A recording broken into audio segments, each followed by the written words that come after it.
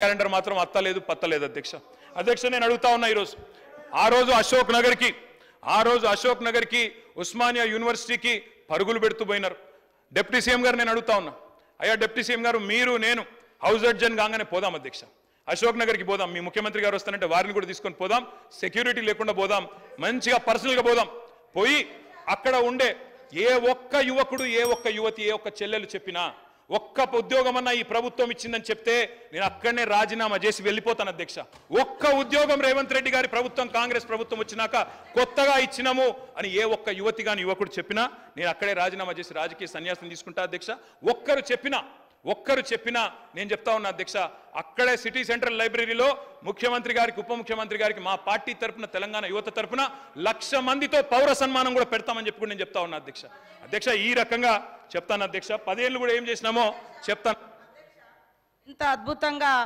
అసెంబ్లీని పక్కదారి పట్టిస్తున్నారంటే ఆయన వాగ్దాటితోటి 10 ఏళ్ళల్లో మరి గత తెలంగాణ ఉద్యమంలో ఇంటికో ఉద్యోగం ఇస్తామని చెప్పి మోసం చేసి మీరు ఉస్మానియా యూనివర్సిటీకి 10 ఏళ్ళల్లో పోలేని పరిస్థితి తెచ్చుకున్నది మీరు ఆయన చెప్పే ఉద్యోగాల కథ ఎట్లున్నదంటే కోట శ్రీనివాస్ గారి యొక్క కోడి కథ నోటిఫికేషన్లు ఇస్తే ఇచ్చుడు ఈసారి మళ్ళీ ఓట్లు వేస్తే మళ్ళీ తర్వాత ఉద్యోగాలు ఇస్తాం అట్లా ఆశ పెట్టుకుంటా మీరు మోసం చేసుకుంటూ వచ్చిర్రు మరి ఆ 34,000 ఉద్యోగాలు 10 ఏళ్ళ అధికారంలో ఉండి మరి మీరు ఎందుకు ఇవ్వలేకపోయారని చెప్తున్నా ఎందుకు ఇవ్వలేదు ఇంకొకటి దాదాపుగా ఈ రోజు వరకు మా నోటీస్కి వచ్చింది డబుల్ పెన్షన్స్ అంటే సర్వీస్లో ఉండి రిటైర్డ్ అవ్వడమో లేదా వాళ్ళ కుటుంబానికి వచ్చేటువంటి 20,000 1,00,000 ఇట్లాంటి పెన్షన్స్ తీసుకునే వాళ్ళు మీ హయాంలో దాదాపుగా ఇప్పటి వరకు మాకు వచ్చినాయి 5,600 లిస్టు లక్ష్మమ్మ గారు కూడా 24,000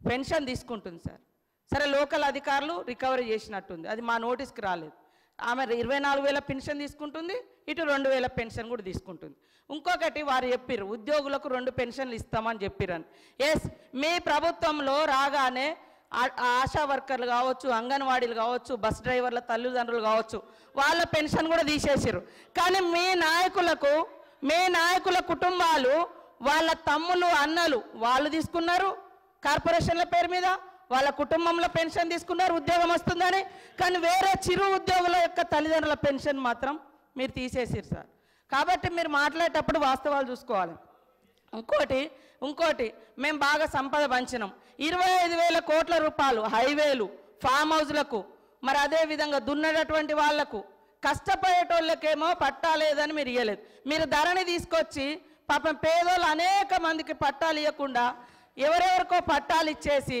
సాగులో ఉన్న వాళ్ళకి పట్టాలు ఇవ్వకుండా రైతు బంధు రాకుండా అన్యాయం చేశారు కాబట్టి గ్రామీణ ప్రాంత ప్రజలు మాకు పట్టం కట్టింది సార్ అదేవిధంగా పేదలకు ఇండ్ల విషయం మీరు ఇన్ని బిల్డింగ్ల గురించి చెప్తున్నారు లక్షలాది మంది పేదోళ్ళకి ఇండ్లు లేక ఇబ్బంది పడుతుంటే మీరు ఏ పేదోళ్ళకి ఇండ్లు ఇచ్చిర్రు సార్ 10 ఏళ్ళల్లో ఎవరికి ఇండ్లు ఇచ్చిర్రు కాబట్టి మీరు ఇండ్లు ఇవ్వలేదు బంగ్లాలు చెప్తున్నారు ఓకే బంగ్లాల గురించి చెప్తున్నారు ఓకే పేదల బాధల గురించి కూడా మాట్లాడండి కాబట్టి ఇవాళ అనేక అవుట్సోర్సింగ్ ఉద్యోగులకు సంవత్సరాల తరబడి నెలల తరబడి జీతాలు ఇవ్వకుండా ఇబ్బంది పెట్టింది మీరు మేము నిజంగానే అనుకున్నాం సార్ మీరు రోజు ధనిక రాష్ట్రం బంగారు తెలంగాణ అంటే బయట నుంచి మేము కూడా అదే అనుకున్నాం బంగారు తెలంగాణే ధనిక రాష్ట్రం అని ఇవాళ మీరు ధనిక రాష్ట్రం ఇచ్చిపోతే మేమే మొత్తం అప్పులు చేసి ఇచ్చిన వాగ్దానాలు అమలు చేయనట్టుగా మరి మీరెందుకు అమలు చేయలేదు మేము 6 గ్యారంటీలు ఇస్తే మేము 500 గ్యాస్ సిలిండర్ అంటే మీరు 400కే ఇస్తామన్నారు మేము 15,000 అంటే రైతు భరోసా రైతు బంధు మీరు 16,000 అన్నారు మరి అన్ని ఎన్నికల ముందు మీరు కూడా మేనిఫెస్టోలో పెట్టిరు 10 ఏళ్ళ అధికారంలో ఉండి చేయలేదు కానీ ఎలక్షన్ మేనిఫెస్టోలో మాత్రం పెట్టుకున్నారు అంటే మీరు మోసం చేద్దామని కదా మీకు వ్యవస్థ తెలిసి కూడా మేము బయట నుంచి మా ప్రభుత్వం ఆశతోటి నిజంగా ప్రజలకు బాగా చేయాలని మా ప్రభుత్వం ఇవన్నీ పెట్టినాం మాకు టైం ఉంది ఇంకా మాకు టైం ఉంది చేసుకోవడానికి మీరు 10 ఏళ్ళలో చేయలే కదా మీరు అన్ని పేపర్ లీకేజీలు ఇచ్చారు ఇండ్ల పేదలకు ఇండ్లు ఇవ్వలేదు మీరు పెన్షన్ కూడా 57 సంవత్సరాలకే ఇస్తానని మీరు గతంలో 2014 నుంచి 18 వరకు అధికారంలో ఉన్నారు 18లో మేనిఫెస్టోలో పెట్టారు ఎప్పుడు ఇచ్చారు 3.5 ఏళ్ళ తర్వాత పెట్టారు అదే విధంగా 2000 పెన్షన్ కూడా ఎప్పుడు పెంచారు? మీరు అధికారంలోకి వచ్చినాక 6 నెలల తర్వాత పెంచారు. కాబట్టి ఇవన్నీ కూడా ఉన్నాయి. మేము అనుకున్నాం నిజంగా అద్భుతంగా ధనిక రాష్ట్రం ఉంది, రైతులకు ప్రజలకు అన్ని ఇద్దామని. కానీ 6 నెలలు సాధ్యం కాలేదు. కొన్ని మీరు రైతు రుణమాఫీ అని చెప్పి 8-10 ఏళ్ళు చేసిరు, అనేక విడతలుగా చేసిరు. మేము ఒక్కొక్కటి చేస్తున్నాం, ప్రజలు సంతృప్తిగా ఉన్నారు. కానీ బాధంతా మీకే కనబడుతుంది, 3 నెలల ఎలక్షన్ కోరికే పోయింది సార్, అది కూడా తెలుసు. కానీ పదే ఇవ్వలేదు. ఇవ్వకుండా మాకు ప్రజలు బుద్ధి చెప్పేటప్పుడు చెప్తారు. ఖచ్చితంగా ఇచ్చిన మాటకు మేము కట్టుబడి ఉంటాం. కొద్దిగా ఓపికతోటి ఉండండి. మీరు కూడా చాలా చేయలేదు, కానీ మేము చేస్తాం. సార్, మంత్రులు ఇట్లా డిస్టర్బ్ చేస్తే అధ్యక్ష ఓపికతో ఉండమంటున్నారు. ఓపిక ఉండాల్సింది మంత్రులకు, ట్రెజరీ బెంచెస్కి, మాకు కాదు అధ్యక్ష. ప్రజల తరపున అడగడమే మా ధర్మం. 100 రోజుల్లో చేస్తామని హామీలు ఎవరు ఇవ్వమన్నారు? 100 రోజుల గడువు ఎవరు పెట్టమన్నారు? మేము అడిగినామా, ప్రజలు అడిగినరా? మీరు ఓట్ల కోసం అడ్డగోలు మాటలు చెప్పి 100 రోజుల్లో అన్ని చేస్తామని బిల్డప్లు ఇచ్చి ఇలా అడిగితే కంగారు ఎందుకు పడుతున్నారు అధ్యక్ష? మాకు 5 ఏళ్ళు టైం ఉందంటుండ్రు. మరి ఎలక్షన్ హామీలలో అట్లే చెప్పేది, 5 ఏళ్లలో చేస్తామని చెప్పేది ఉండే. 100 రోజుల్లో చేస్తామని ఎవరు చెప్పన్నారు? వారు చెప్పారు కాబట్టి చెప్తున్నా అధ్యక్ష. వారు అన్నారు ఆసరా పెన్షన్లు. అవును అధ్యక్ష, మీరు మాకు 200 రూపాయల పెన్షన్తో అప్పచెప్పిపోతే 2014 10 రెట్లు పెంచి 2000 చేసింది కేసీఆర్. ఆడపిల్లలకు పెళ్లిలకు మీరు ఒక్క పైసన్నది ఇయ్యలే, 1,116 ఇచ్చింది కేసీఆర్. రైతులకు మీరు ఎన్నడూ ఒక్క పైస ఇయ్యలే. రైతులకు పెట్టుబడి భారతదేశంలో స్వాతంత్రం వచ్చిన తర్వాత మొట్టమొదటిసారి 72,000 కోట్ల రూపాయలు ఇచ్చింది కేసీఆర్. అధ్యక్ష, ఏమి చేయలేదని మాట్లాడితే మాకు అవకాశం ఏంటి? ఇంకో గంటన్నర చెప్తాం. మంత్రి గారు కాబట్టి వారు ఏమైనా చెప్పొచ్చు అనుకుంటే కుదరదు అధ్యక్ష. వారు అన్నారు ఉద్యోగాలు ఎన్ని ఇచ్చారు. అధ్యక్ష, నేను మంత్రి గారికి చెప్తా ఉన్నాయి, నేను వారికి పంపిస్తాను. నాకు తెలుసు మీరు అడుగుతారని. మా ప్రభుత్వం ఉన్నప్పుడు అధ్యక్ష 2,32,000 ఉద్యోగాలకు మేము నోటిఫికేషన్లు ఇచ్చాము.